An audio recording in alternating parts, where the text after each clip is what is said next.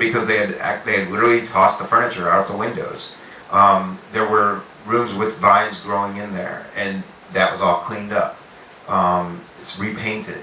It will never ever be the way we captured it. We did manage to capture it the way it will never be captured again. And actually, you know, the SPI some SPI guys are here. Unfortunately, it didn't work out the way I planned, but I did plan. My hope was that I would make this movie, and I wanted to get all the paranormal groups together because there are a lot of paranormal groups here and urban explorer groups. I was hoping the movie would actually bring them together. Unfortunately, what happened was people kind of got hung up on exposing whether it was real or not. So once that happened, then I think the paranormal groups probably didn't really want to be associated too much with the movie. They would still be interested in it, but it didn't fulfill the idea that I could bring it all together. Was there anything that you did plant, like how about the banana money? Is that there, or do you guys? Yeah, banana money is a prop. I actually had ordered some banana money on eBay, but it came in too late, so I had to make my own. I wish I would have had the real one. What's that? You made your own? Yeah. Well, I mean, just you know, printed it. Just printed it. Yeah. Banana money. Yeah. Anything else? Oh, I mean, I got the idea from the banana money and the sword and the knife might possibly be there. Some people are like, oh, that's impossible, but it's coming through the holes in the ceiling, and there's a big attic up there. So for the story, it's basically this place is decaying. It's basically starting to reveal itself. So these things would fall through the ceilings if someone had stored them up there. And that wouldn't be unheard of to find something stored that someone hid up somewhere. Well, during the film, right, there's this group of ghost hunters. So what happened to the kid? Was it, is everything just planned out? Yeah, the kid was an actor. We had to add the screams and stuff, you know. I mean, but yeah, it wouldn't have worked without that. So we added to it, just the way you shoot it. We had to do a couple different takes and everything. But yeah, I mean, he's okay and everything. And the Ghost Hunters of Singapore were based off SPI, basically, or the other paranormal groups.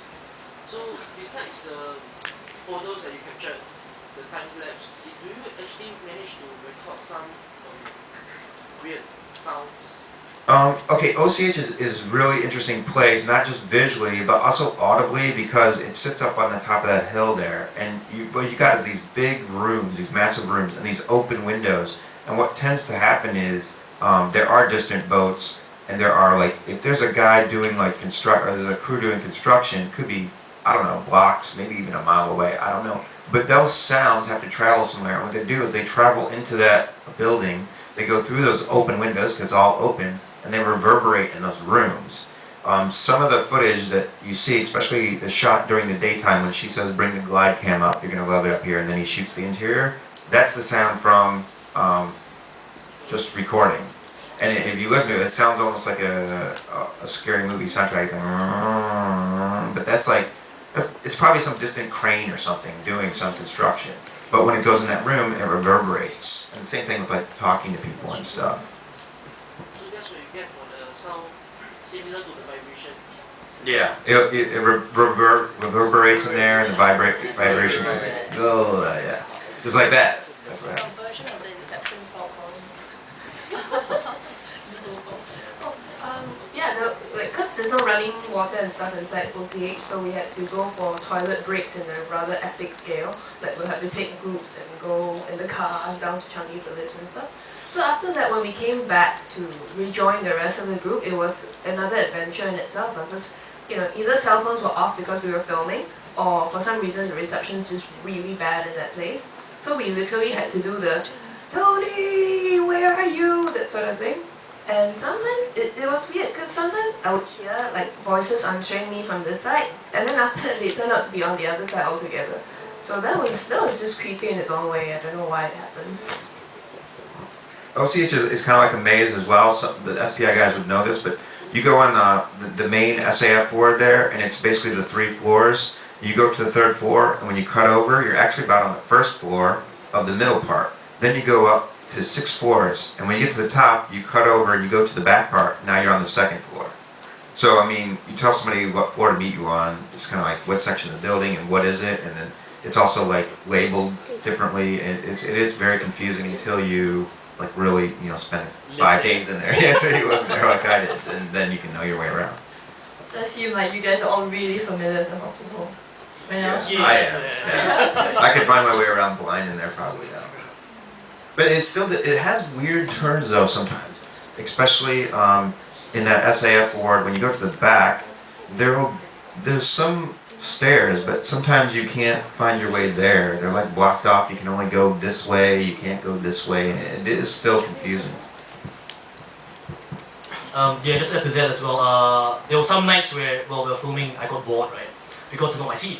So, since I was kind of daring and I attempted to be daring, right? So since they were still filming with some cameras, I still have my infrared camera on as well. So I literally just ran around alone, you know, just filming B-roll stuff if ever Tony ever needed it. And there were some areas literally when you turn a corner when you expected it to connect to the next area which it doesn't, and when you reverse it, you sort of, I sort of got lost. And as most males will admit it, we're actually quite good with directions, right? But yeah, in the middle of the night, there were some parts where I really got lost inside the cage, and I'm like, shit. And you know, you're alone with just the camera, and you don't want to make too much of a noise because they are filming somewhere else as well. So you don't want to disturb them as well. So yeah, that was quite fun. This lady got a question. Yeah. What about the sound that was recorded by Farid? What about it? Is that real or is that, you know? It's for the movie. So that is what is really captured. No, not necessarily. It's just it's a movie. Oh, okay. Farid did not record any sound. Yeah, he didn't actually record any sound. The boom mic was attached to If you guys notice, right, the boom mic, right, was not attached to anything. I was like, why can't we just? It's wireless. So I was like, Tony, do you still need it? I'm like, no. Yeah, just carry it. I'm like, okay, shit, I'm just carrying it around. So yeah. I was like carrying like this, like down. So I just want to add something actually. I mean, some of my friends asked me whether it's real or not. I just want to say that this production is just very meaningful to me as an actor because like it's my first movie break, and for some, I think for all of us, I think, and I mean it actually made it to like #1 for the first weekend. Oh, be modest, why don't you? Yeah. Okay. So yeah, and I mean, and it's actually more than just a movie for me. Because it brings the community together actually, like you know on Facebook, you know people coming interacting with each other, and like 90,000 up. 90,000. Yeah, I mean whether it's real or not, this project itself is a movement. It's not just a movie. People would who just say okay, this movie sucks, shitty camera. I'm like okay, but did you read through the what happened, like the blog and the Facebook interaction stuff? And it's like no, like okay, but I mean. That is the actual part of the process of watching the movie. That is the thrill of watching the movie. I mean, and I believe also Tony is catering to more on the intelligent crowd and just saying, rather than just giving a movie. I mean, if you seem to understand it, then it is like I mean, it is catered to you guys. I mean, because the thing is that I realized that like what Tony mentioned before, like I was like listening to conversations of Tony like telling me and telling some of us, like he said that okay, I mean, you know, you guys just have to think more about it. You know, it's just it's something more interactive. It's something new. It's a new concept. It's a new genre. So I'm glad that you guys got it and you guys appreciate the movie. Thank you very much. I did want to make it an interactive experience. I tried to do that. At some point, once it got kind of exposed online, that kind of ruined that experience a little bit. But yeah, I was trying to make it a whole interactive experience, so you could like go see the crew's blog, where you could interact with people. And originally on the Facebook, the Haunted Changi Facebook page, it was supposed to be the surviving crew members that were interacting with them online. But once it got exposed, it was kind of like, well, what's the point really? We just kind of had to interact with just the Haunted Changi admin. But I mean, it is supposed to be like an interactive type thing. Yeah, someone killed Sheena's page. That's why I call my alter ego Sheena. yeah, some people reported it and it went away, unfortunately. Okay.